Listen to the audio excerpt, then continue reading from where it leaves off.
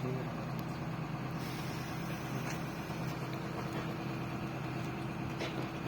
म त यसको फोटो दिइराख्ला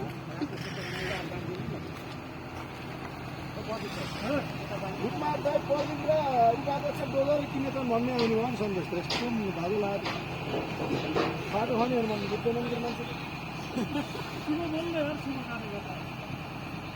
किनेको पनि सुबै होइन किनेको पनि सुब नै हो किने भन्नु पर्यो